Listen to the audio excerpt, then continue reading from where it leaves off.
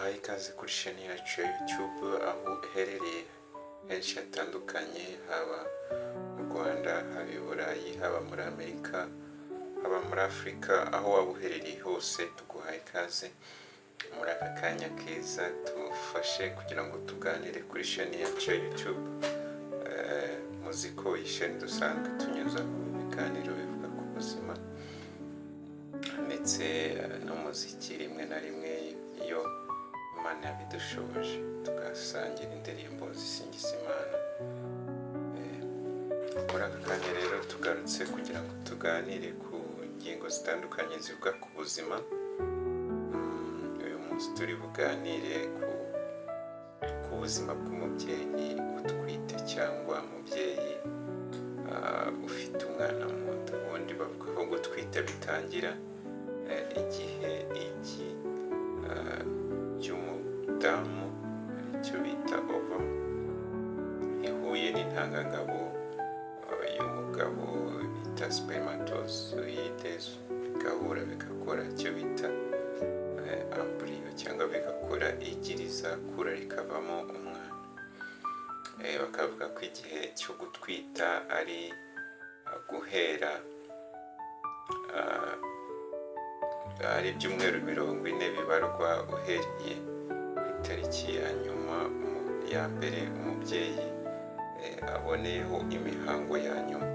Ni ukuvuga ngo imihango ya nyuma igihe umubyeyi ayiboneye, iyo tuvuze iya nyuma ni ukuvuga ngo ni iya nyuma mbere y'uko atwita. Ni ukuvuga ngo itariki ya mbere y'iyo mihango kugera ku byumweru 40 nicyo iyo habayeho ko habaho gutwita. Icyo gihe nicyo tuvuga ko byibuze umuntu yaheraho abara avuga ko umubyeyi atwite kandi ashobora kuzabyara umwana wuzuye cyangwa wujuje byose. Muri rusange rero ntabwo turi butinde uyu munsi, turi buvuge ku bimenyetso mpuruza.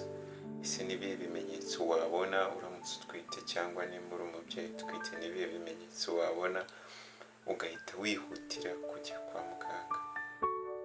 Vuga ngo ni ibintu bishobora kukubaho utwite ugahita wihutira kujya kwa muganga.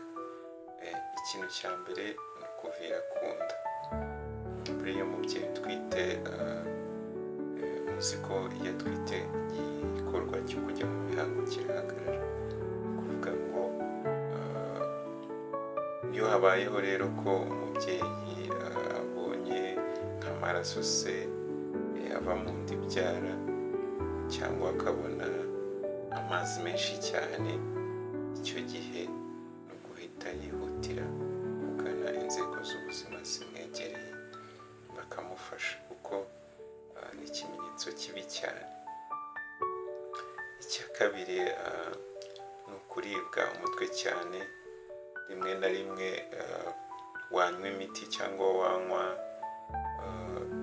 imiti yagenewe kugabanya icyo kibazo cyo kuba waribwa umutwe,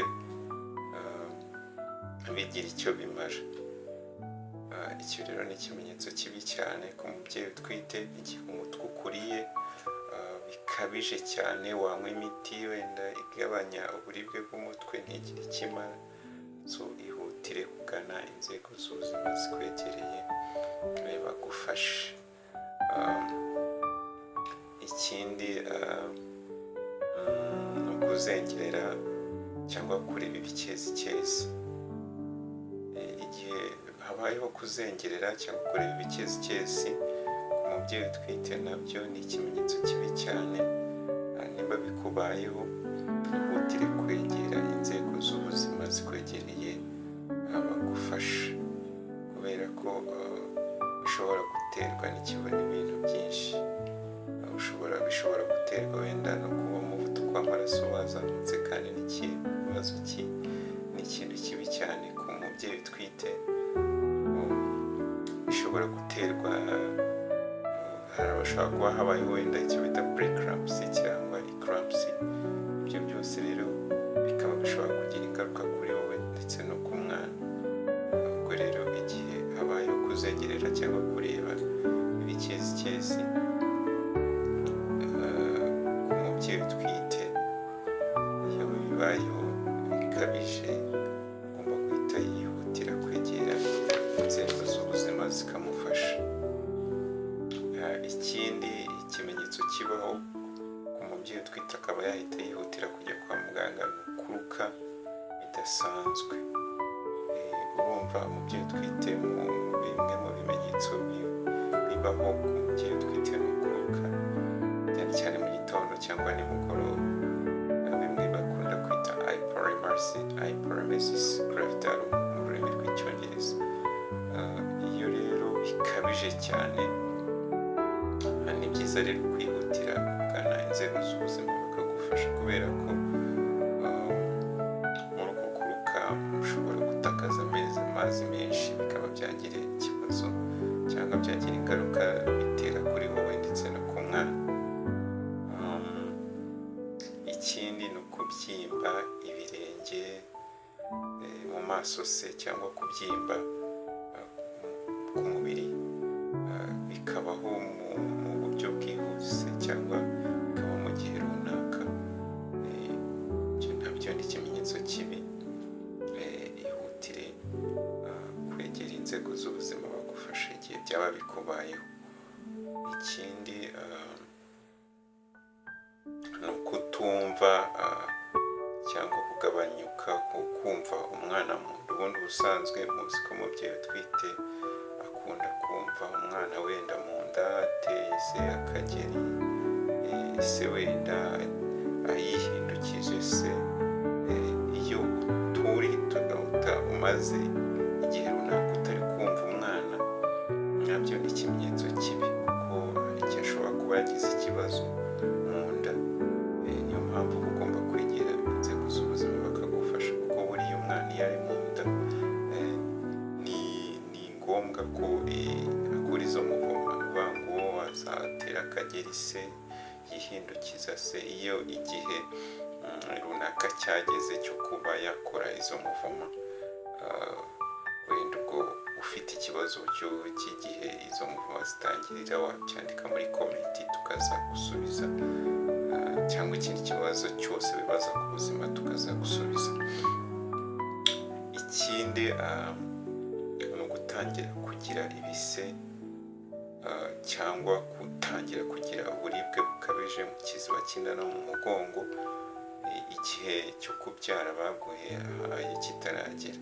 Ni ukuvuga ngo urabizi ko umubyeyi utwite rimwe na rimwe yagiye kwa muganga bamunyuza mu cyuma bakamubwira igihe azabyarira, cyangwa na muganga ahereye ku itariki wamubwiye waburiyeho ya mihango ya nyuma, waboneyeho ya mihango ya nyuma twavuze, akakubwira igihe ushobora kubyarira. Rero igihe ugize uburibwe bukabije cyangwa ukagira ibise ugatangira kubabara igihe cyo kubyara baguhaye kitaragera, ihutire kujya kwa muganga, kuko nacyo ni ikimenyetso kibi gishobora kugira ingaruka kuri wowe ndetse no ku mwana.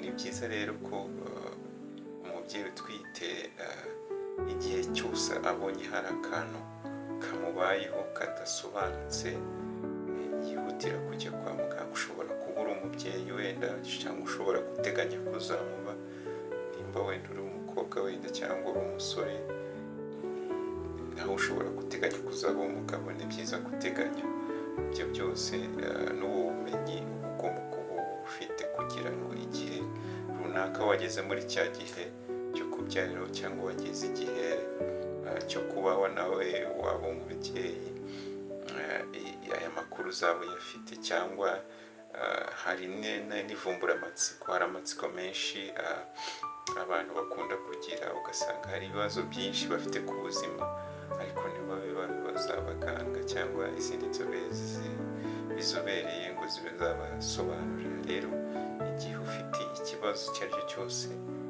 utwite cyangwa ku buzima muri rusange, ni byiza ko wabibaza abantu babyigiye cyangwa abaganga. Nawe rero uramutse hari ikibazo ufite icyo ari cyo cyose ku buzima, wacyandika hano muri komenti tukazagusubiza kugira ngo tugufashe gusobanukirwa. Si byiza ko ujya kubaza abantu bose badasobanukiwe cyangwa batabifitiye ubumenyi.